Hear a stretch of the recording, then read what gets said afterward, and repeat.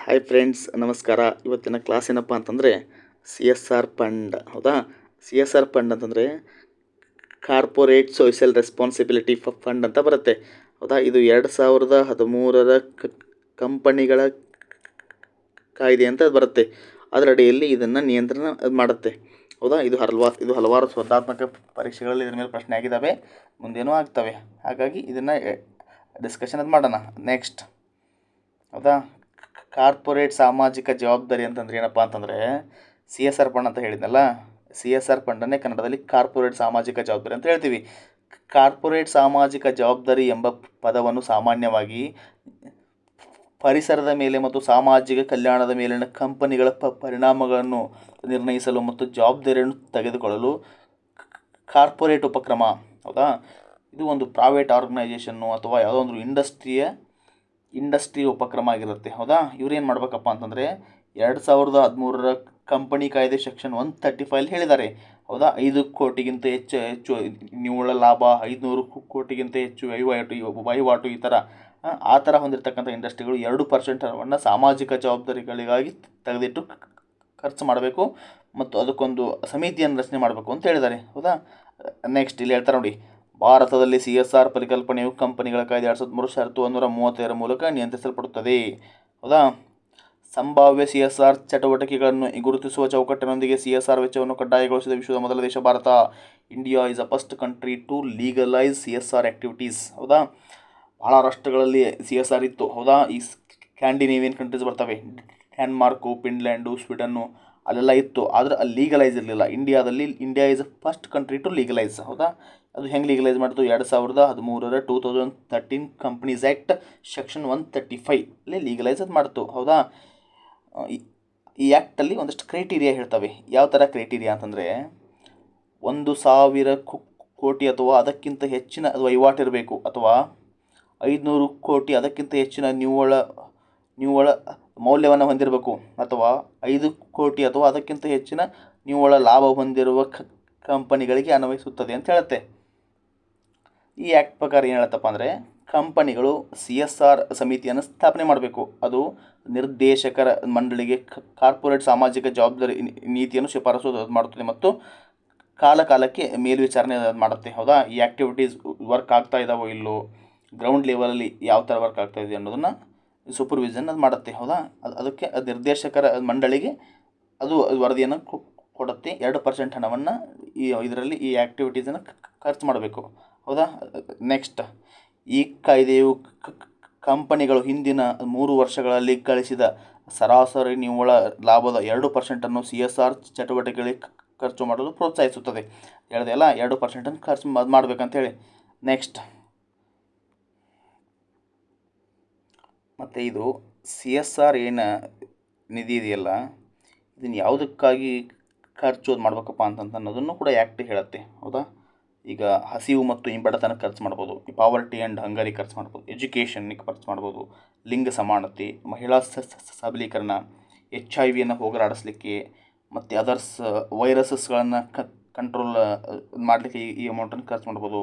Ecology and environment, sustainability, ಪ್ರಧಾನಮಂತ್ರಿ relief ಫಂಡಿಗೆ ಖರ್ಚು ಮಾಡ್ಬೋದು. ಹೌದಾ, ಮುಖ್ಯಮಂತ್ರಿ ರಿಲೀಫ್ ಫಂಡ್ ಅಂತ ಬರುತ್ತೆ, CM ರಿಲೀಫ್ ಫಂಡ್ ಅಂತೇಳಿ. ಅದಕ್ಕೆ ಈ ಅಮೌಂಟನ್ನು ಕೊಡಲಿಕ್ಕೆ ಬರೋದಿಲ್ಲ, ಈ ಆ್ಯಕ್ಟಲ್ಲಿ ಹೇಳಿಲ್ಲ. ಹೌದಾ, ನೆಕ್ಸ್ಟ್, ಇದರ ಮೇಲೆ ಯಾವ ಥರ ಪ್ರೀವಿಯಸ್ ಇಯರ್ಲಿ ಪ್ರಶ್ನೆಗಳಾಗಿದ್ದಾವಪ್ಪ ಅಂದ್ರೆ, ಕಂಪನಿಗಳ ಕಾಯ್ದೆಯಿಂದ ನಿಯಂತ್ರಿಸಲ್ಪಡುವ ಸಿ ಎಸ್ ಆರ್ ಪರಿಕಲ್ಪನೆಯು ಯಾವುದಕ್ಕೆ ಸಂಬಂಧಿಸಿ ಅಂತ ಹೇಳಿದರೆ ಸಾಮಾಜಿಕ ಜವಾಬ್ದಾರಿ. ಹೌದಾ, ಅದರ ಅಬ್ರಿವೇಷನ್ ಹೇಳುತ್ತೆ ಕಾರ್ಪೊರೇಟ್ ಸೋಷಿಯಲ್ ರೆಸ್ಪಾನ್ಸಿಬಿಲಿಟಿ ಅಂತ ಹೇಳಿ. ಹೌದಾ, 2013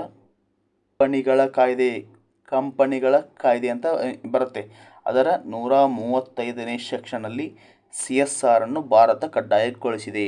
ಹೌದಾ, ಇಲ್ಲೇನು ಕೇಳಿದಾನೆ, ಈ ಕಂಪನಿಗಳ ಕಾಯ್ದೆಯಿಂದ ನಿಯಂತ್ರಿಸಲ್ಪಡುವ ಸಿ ಎಸ್ ಆರ್ ಪರಿಕಲ್ಪನೆ ಯಾವುದಕ್ಕೆ ಸಂಬಂಧಿಸಿದ ಅಂತ ಪ್ರಶ್ನೆ ಆಗಿದೆ. ಅದಕ್ಕೆ ಆನ್ಸರು ಸಾಮಾಜಿಕ ಜವಾಬ್ದಾರಿ, ಸೋಷಿಯಲ್ ರೆಸ್ಪಾನ್ಸಿಬಿಲಿಟಿ. 2024 ಸಿವಿಲ್ ಪೊಲೀಸಲ್ಲಿ ಈ ಪ್ರಶ್ನೆಯನ್ನು ಕೇಳಿದ್ದ, ಫೆಬ್ರವರಿಯಲ್ಲಿ ಆಗಿತ್ತಲ್ಲ, ಅದರಲ್ಲಿ ಈ ಪ್ರಶ್ನೆಯನ್ನು ಕೇಳಿದ್ದ. ನೆಕ್ಸ್ಟ್, ಹೌದಾ, UPSC 2024ರಲ್ಲಿ ಇದರ ಮೇಲೆ ಒಂದು ಪ್ರಶ್ನೆ ಆಗಿದೆ. ಏನಾಗಿದೆಯಪ್ಪ ಅಂತಂದರೆ, with reference to the corporate social responsibility rules in India consider the following statements ಅಂತ ಆಗಿದೆ.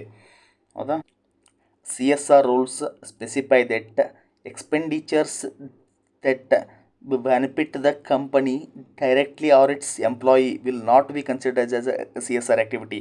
ಹೌದಾ, ಇದು ಆನ್ಸರು ರೈಟ್ ಇದೆ. ಯಾಕಂದರೆ CSR ಫಂಡ್ ಏನಿರುತ್ತಲ್ಲ, ಕಂಪನಿ ತನ್ನ ಎಂಪ್ಲಾಯಿಗಳಿಗೆ ಅದನ್ನು ಖರ್ಚು ಮಾಡಿದರೆ ಅದು CSR ಆ್ಯಕ್ಟಿವಿಟಿ ಅಂಡರ್ಲಿ ಬರೋದಿಲ್ಲ ಅಂತ ಹೇಳುತ್ತೆ, ಆ್ಯಕ್ಟ್ ಹೇಳುತ್ತೆ. ಹಾಗಾಗಿ ಇದು ರೈಟ್ ಇದೆ. ಎರಡನೇದು ಏನಿದೆ ನೋಡೋಣ. CSR rules do not specify minimum spending on CSR activities. No, CSR ಆ್ಯಕ್ಟಿವಿಟೀಸಲ್ಲಿ 2% ಹಣವನ್ನು ಖರ್ಚು ಮಾಡ್ಬೇಕಂತೇಳಿ 2013 ಕಂಪ್ನಿ ಆ್ಯಕ್ಟ್ ಹೇಳುತ್ತೆ. ಹೀಗಾಗಿ ಇದು ರಾಂಗು. ಒಂದನೇ ಸ್ಟೇಟ್ಮೆಂಟ್ ಮಾತ್ರ ರೈಟು. ಆನ್ಸರ್ ಏನಿದೆ ನೋಡೋಣ. ಒಂದು ರೈಟು, ಎರಡು ರಾಂಗು, ಎರಡನೇದು ರಾಂಗು. Okay, next question. ಹೌದಾ, ಇಲ್ಲಿ ನೋಡಿ, ಎರಡನೇ ಪ್ರಶ್ನೆ ಮಹಾರಾಷ್ಟ್ರ ಲೇಬರ್ ಇನ್ಸ್ಪೆಕ್ಟರ್ಲಿ ಪ್ರಶ್ನೆ ಆಗಿದೆ. ಏನಾಗಿದೆಪ್ಪ ಅಂದರೆ, which of the following does abbreviation of CSR. ಹೌದಾ, ಅದರ ಲಾಂಗ್ ಫಾರ್ಮ್ ಕೇಳಿದ್ದಾನೆ, ಅಬ್ರಿವೇಷನ್ ಕೇಳಿದ್ದಾನೆ. Corporate social responsibility. ಹೌದಾ, ನೆಕ್ಸ್ಟ್. ಹೌದಾ, ಮಹಾರಾಷ್ಟ್ರ SCT ಅಂದರೆ ಸೆಟ್ ಎಕ್ಸಾಮಲ್ಲಿ ಇನ್ನೊಂದು ಪ್ರಶ್ನೆ ಆಗಿದೆ. ಏನಾಗಿದೆ ಅಪ್ಪ ಅಂದರೆ, which of the following is not the goal of corporate social responsibility. ಹೌದಾ, ಯಾವುದು ಇದರ ಗುರಿ ಅಲ್ಲ ಅಂತ ಕೇಳಿದ್ದಾನೆ.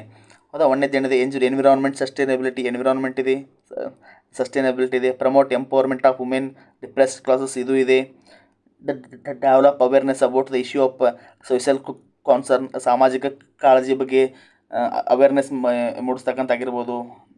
ಸೈಬರ್ ಕ್ರೈಮು, ಈ ಥರದ ಅವೇರ್ನೆಸ್ಸಿಗೂ ಕೂಡ ಇದು ಅಮೌಂಟನ್ನು ಖರ್ಚು ಮಾಡ್ಬೋದು ಅಂತಿದೆ. ಹೌದಾ, ನಾಲ್ಕನೇ ಆಪ್ಷನ್ ಏನಿದೆ, to acquire benefits and tax concession from the government. ಹೌದಾ, ಇದಿಲ್ಲ. ಹೌದಾ, ಈ ಆ್ಯಕ್ಟಲ್ಲಿ ಎಲ್ಲಿ ಹೇಳಿಲ್ಲ. CSR ಫಂಡನ್ನ ಖರ್ಚು ಮಾಡಿದರೆ ಟ್ಯಾಕ್ಸ್ ಕನ್ಸೆಷನ್ ಆಗುತ್ತೆ ಅಂತ ಈ ಆ್ಯಕ್ಟಲ್ಲಿ ಹೇಳಿಲ್ಲ. ಹೌದಾ, ಹಾಗಾಗಿ ಈ ಆನ್ಸರ್ ರಾಂಗು. ಅಂದರೆ ಈ ಆನ್ಸರ್ ರಾಂಗ್ ಅನ್ನೋದು ನಾಟ್ ಕರೆಕ್ಟ್ ಅಂತ ಕೇಳಿದ್ದಾನೆ. ಈ answer right. Next, with reference to the corporate social responsibility which of the following statement is right ಅಂತ ಕೇಳಿತ್ತು, ಕರೆಕ್ಟ್ ಅಂತ ಕೇಳಿದ್ದಾರೆ. ಒಂದನೇ ಸ್ಟೇಟ್ಮೆಂಟ್ ಏನಿದೆ, Companies Act 2014 introduce mandatory CSR. ಹೌದಾ, ಎಷ್ಟಂತಿದೆ, ಕಂಪನೀಸ್ ಆ್ಯಕ್ಟ್ 2014 ಕೊಟ್ಟಿದ್ದಾನೆ. 14 ರಾಂಗು. 2013ರಲ್ಲಿ ಮ್ಯಾಂಡೇಟ್ ಇದೆ. ಹೌದಾ, 2013 ಆ್ಯಕ್ಟ್ ಪ್ರಕಾರ, ಕಂಪನಿ ಆ್ಯಕ್ಟ್ ಪ್ರಕಾರ, 2014 ಆ್ಯಕ್ಟ್ ಅಲ್ಲ. ಹೌದಾ, ನೆಕ್ಸ್ಟ್ ಎರಡನೇ ಪ್ರಶ್ನೆ, ಇದು ರಾಂಗ್ ಇದೆ. ಎರಡನೇ ಪ್ರಶ್ನೆ, companies covered under this will have to spend at least 1% of their annual net profit in their activities under CSR. ಹೌದಾ, 1% ಅಲ್ಲ, 2%.